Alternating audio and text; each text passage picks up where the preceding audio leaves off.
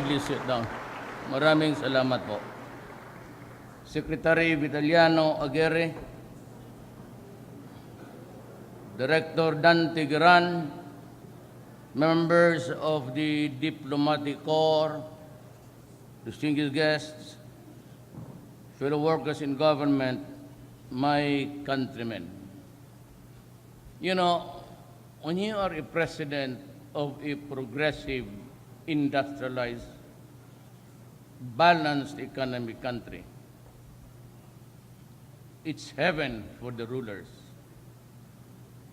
But if you are a president of a country that is racked with rebellion, extremism, and the flooding of drugs, sometimes it can be hell.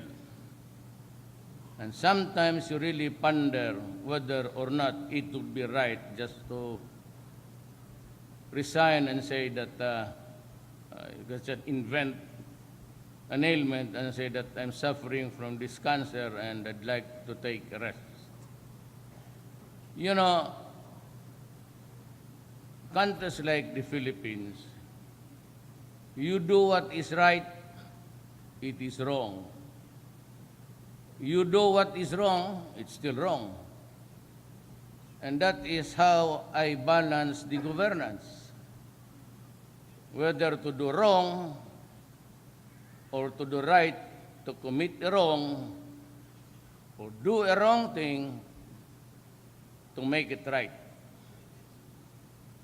I am not new to criticism. Like Mayor Lim of Manila, sir, magandang hapon po. I've been mayor for 23 years, and as once upon a time, I was a practitioner. Of course, during the time when you are focused on one client of his rights, it is good to fight for him till kingdom come. But if you run a community and you are to worry about the safety of all, the bad people and the good people, and in between, then you sometimes get a nightmare. Whether what to do.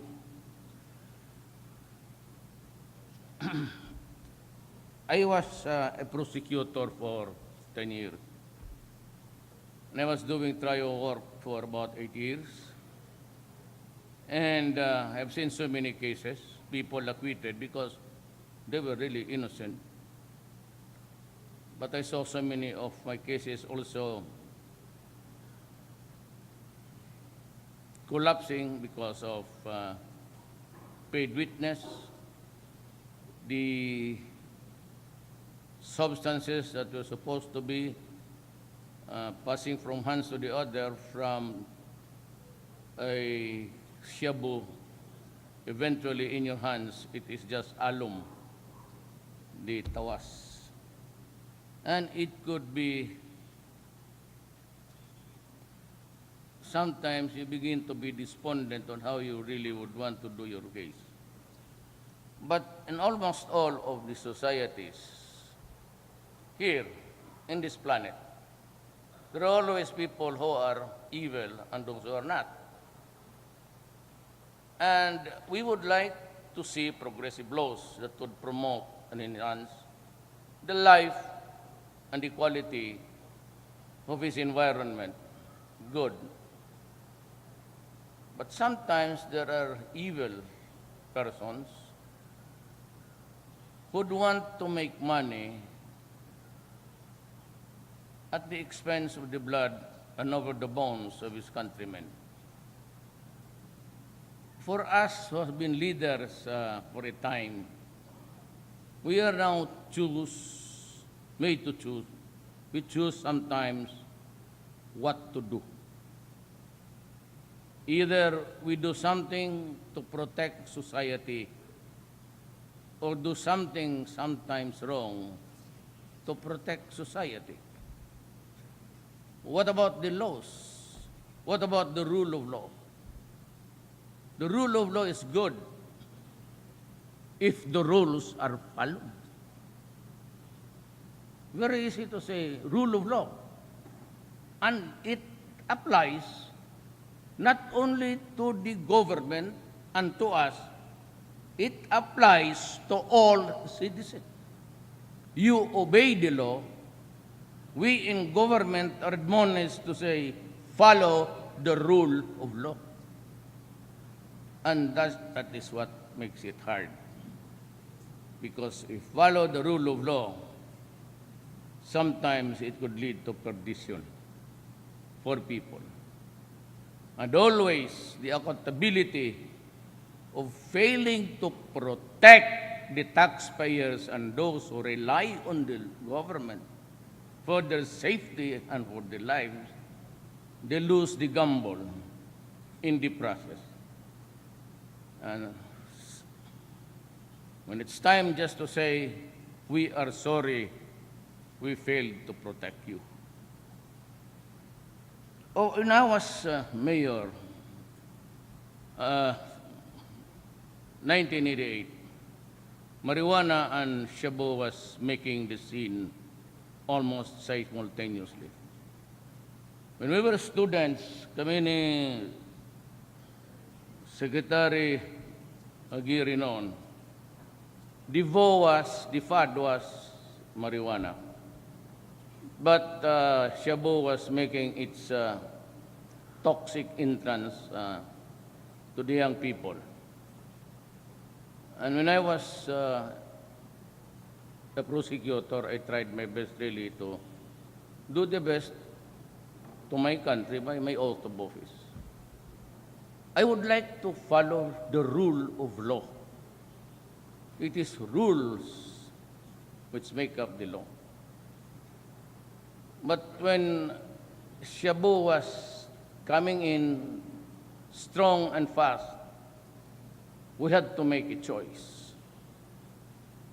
We innovate the law, the rule of law, or we let our people suffer.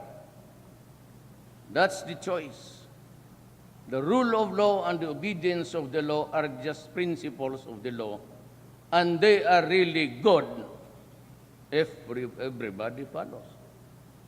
The problem is there is no obedience of the law, and sometimes the rule of law becomes a stupid proposition. When I became mayor in 1988 in Davao City, I simply just told everybody, go out of my city and do not destroy my country.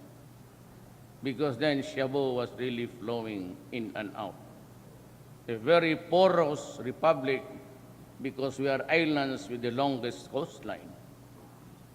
Those of you who wish to destroy my country and deprive us of the generation of people,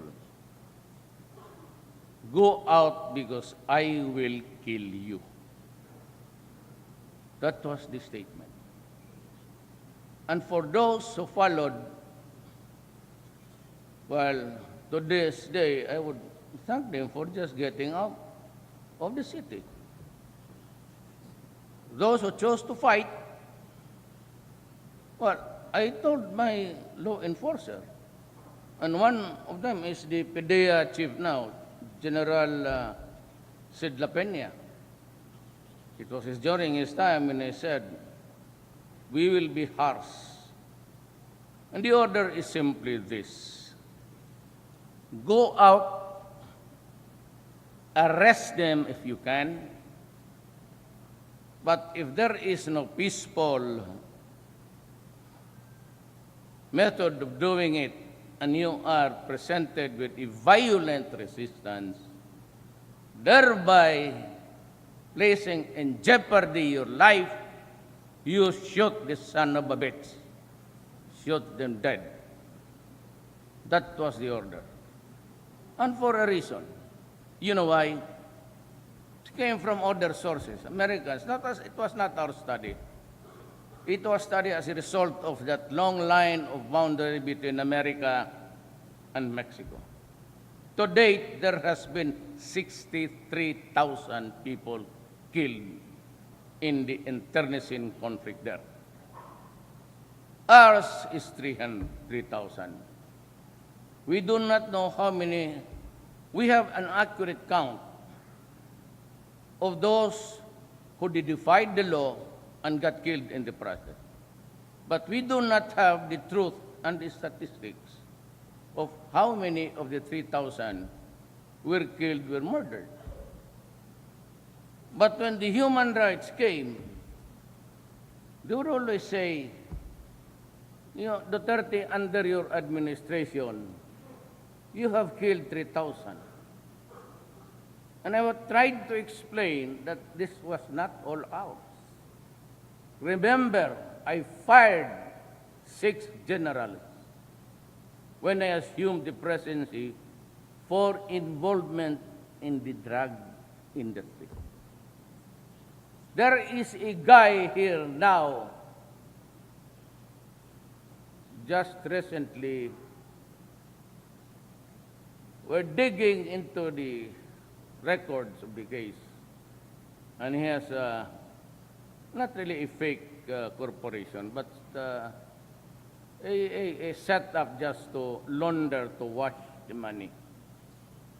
And to date, we have the accounting of 5.1 billion pesos. 5.1 billion pesos. One family. You know what?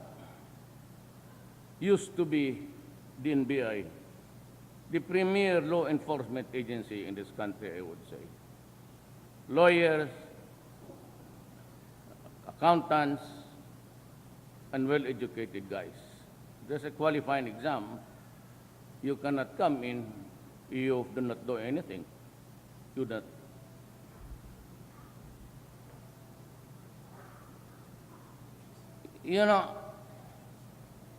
I was very strict in Davao. And so relatively made it safe for everybody. So much so that without pulling my chair, became the premier city of the Philippines. We were hitting a growth rate of 5.6, which is very high. And Davao City today remains to be relatively free of criminals, but not the criminals who are into terrorism. That's another story. But we will take care of that later on. So ganon ang nangyari. When I became president, I started to squeeze and fire the generals. And we were opening a can of worms because the PDEA before, under General Santiago, during the time of President Arroyo, gave us a figure of 3 million addicts. Mine, I said, hang on to the figures because I will wait until the last day of this year. Then we will find out how many. For actually, I was really trying to figure out at the rate that they are surrendering and asking for treatment and everything, we would breach the 1 million mark. So let's stick with the Santiago figure. At 3 million, widespread all throughout the country. Spread, there are about 6,000 policemen. There are about 3,000 plus barangay captains incumbent in office. We have about 17 mayors. One of them just died. And we have about two congressmen and about three or four. I'm not sure of the fourth governor. I had him revalidate again, and it's going on, the revalidation from the police to NICA to the police. Eventually, I requested a DILG to do it.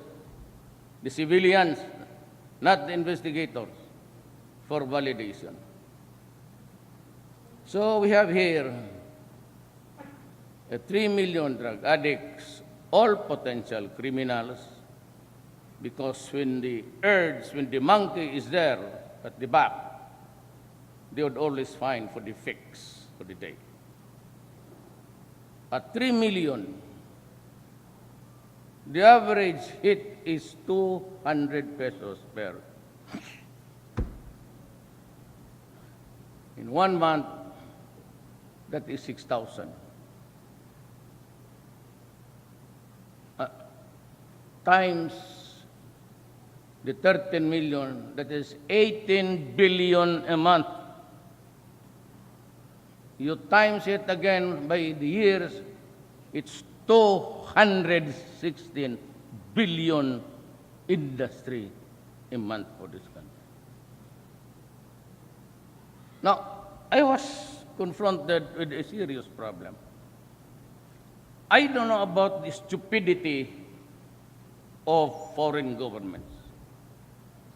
You'd call upon me and say, Duterte, why don't you just rehabilitate them, place them in houses where you can treat them, maybe detoxify their disease, and come up with a better record of human rights. Correct. That is correct if you have the money. My countrymen, remember that I entered the presidency midterm. And so I am now operating on a budget that was prepared the other year by President Aquino. Half of the budget is gone. Maybe he did not realize the gravity of the situation because he simply did not know or never attempted to know how much was the scale, the dimension of 3 million. If they don't have the money, they kill, they rob. And when the study shows that the Mexican and joint force there, task force, that shabu, constant use of the chemical would shrink your brain. And the neurosurgeon says that if the brain has shrunk, rehab is no longer viable. That is the problem today. It is continuing because even those guys were sworn to protect public interest. And because it is really very easy money, almost all of them went to it. Now, the portals of the national government has been opened to the creeping influence of drugs. You must remember that Laila, Lilia, or whatever her name is, was the Secretary of Justice herself. And she allowed the drug industry to take place. You yourselves, you are the agents, some of the agents of this bureau testified against her. Most of them were credible, and I don't know them actually. But there's no sense in saying that I have a part of it. You know that. But the only time when I visited and when I'm a guest speaker. But there was a day which I would like to have come here and, there are things which I certainly do not like, but we are in a crowd. You have to do more. You have to do more, especially on digging records that would show laundered money. I'd like to address myself to the central bank guys and the AMLA. Alam mo, I'd like to warn you to avoid a confrontation between us, central bank people. You know, when I was a candidate, there was a guy, a senator, who was so stupid, torpe talaga said that I had 211 million bank deposit. And I was just curious, if I had that money, why did you not initiate an investigation? For I really have none.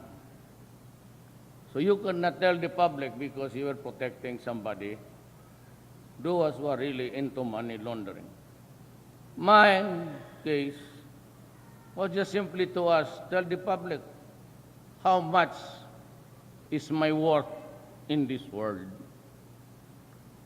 And the Secretary of Justice now says that you are hard to deal with. You better go to the Secretary of Justice or I will go to you. I will call for you and you have to answer so many questions to me. You choose. Either we cooperate in this government as a republic to protect and preserve our people, or do not make it hard for us, otherwise I will make it hard for you. Simply I said, you failed miserably. Eh sinabi na nga may 200 million. Bakit hindi niyo ako inimbestigar? So that the people would have known. You're also a part of the garbage which I resent to this day.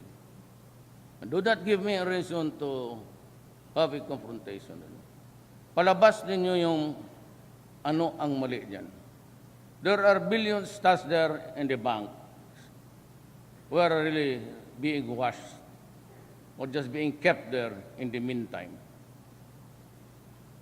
Go to the Secretary of Justice, the AMLA guys, explain to us in public or I will do the explaining for you.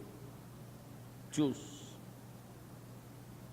Now, tayong mga nasa gobyerno, I am asking you earnestly, I am pleading to you, do not go into drugs. Lalo na yung mga agents. Police, you are listening, do not do it just like the others. Do not wait for the day when it's only 24, it becomes the 25th hour when the hands of the clock shall strike for the tolling of the bells to sound your knell of grief. I will not hesitate. And as I have said, those law enforcers, police, the NPI, DEA, just do your duty. Just follow my instruction. And you do not have anything to worry. And I will believe your story because I am your chief. To the military, I am the commander-in-chief. On the civilian side, I am the chief executive of the government. So the police is under the DILG.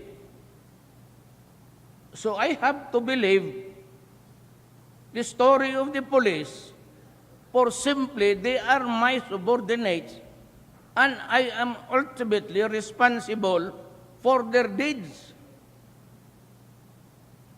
You know, there's some officials who are lawyers and who are there in the Senate and they do not even know what's the...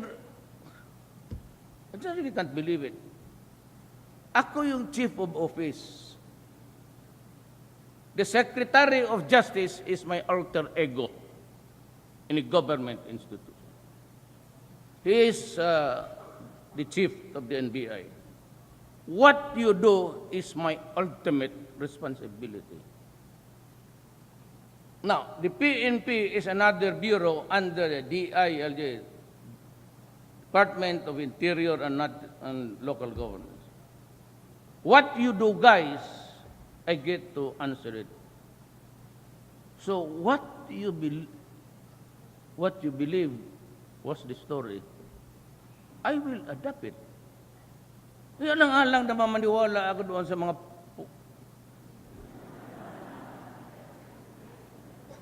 sino paniwalaan ko? Yung police ko, yung NBI ko, sila.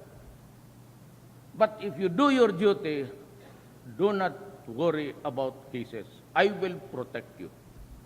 Believe me.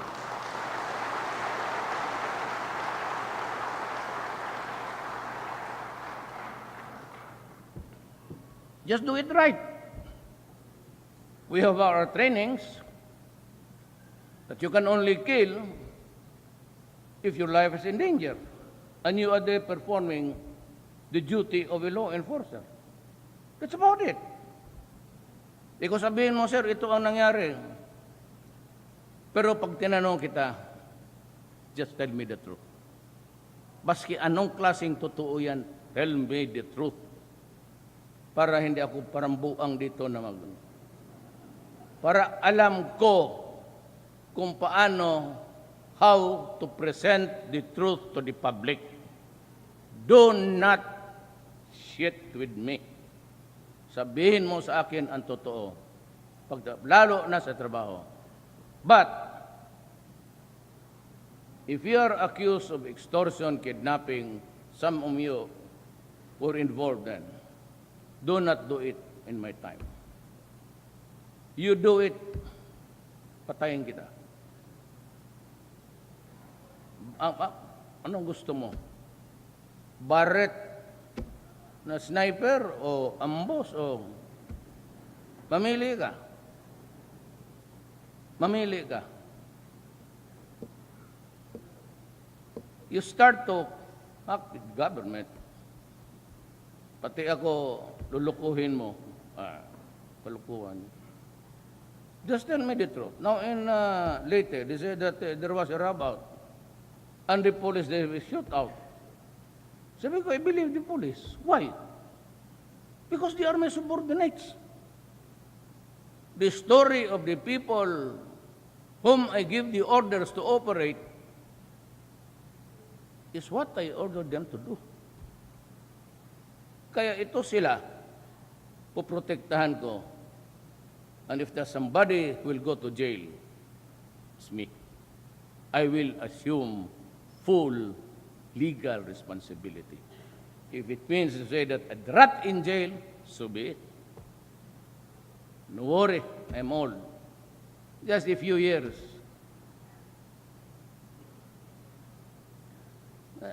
Going to jail to save your country. No, the human rights, guys. The European, they say that this guy, this mayor has been heard, that he would kill the criminals. When has it been a crime to say, I will kill all the criminals who will harm our people? When was it wrong to say, do not destroy the next generation of my country, or else I will kill you? What is wrong with that? And they want me to face the International Court of Criminal Court. Then, my God, if you have the goods on me, file the case and stop yakking. So that got me into quarrel with. So never you say every day in the international news networks. I was telling you that 3,000 is not ours. Would you believe it? The first round was not ours. They were doing a cleansing and purging among themselves so that they would not be dragged into the crime scene. I was telling them that and nobody believed me. So what did I do? So I said, putang ina ninyong at mga letse kayo na. Mga gago kayo, mga iyo, mga bobo. Talaga na bobo kayo. When is it wrong to say, do not harm my country because I will kill you? Is it wrong for the Arabs to say that now? Is it wrong for the Syrians to say it now? Was it wrong for the Iraqi forces to fight? Because their country was being invaded by the United States because there were weapons of mass destruction, only to find out that there was none. Would it be wrong for the Iraqi soldiers to say, we will fight you now, this time as terrorists? What you did. And that is a problem, because before I go, I would say that we have to solve continually. It will be a continuous game of the drug because of the money and the looming terrorism in this country. We have a very strong rebellion in Mindanao. Terrorists in Sulu, kidnapping people almost every day, putting a shame to our country. Every time they do it, they slap us internationally. I've been to Indonesia to talk with President Widodo. I just came back from Malaysia, and we have agreed, and our people are talking now. I am not at liberty to tell you what it is all about, but it means fighting terrorism. Now, terrorism. Can you fight them with human rights? Where's the human rights in Syria, in Aleppo now, in Mosul? They're bombing children, killing them, executing everyone. Is there a cry for human rights there? I haven't heard. I haven't heard the human rights crying for that. But we have to prepare for it. Because once the terrorists of the Middle East are deprived of a land area, a real estate where they can sleep, stand on, or just simply sit down, they would wander to other places. And they will come here. And we have to prepare for that. Remember, these guys, they do not have an iota of what a human right is. Believe me. So we will have a calibrated thing here. I will not just sit down and allow my people to be slaughtered in the name, for the sake of human rights. That's bullshit. That's bullshit. My response would always be calibrated to what we are facing, to destroy the Filipino nation. Thank you.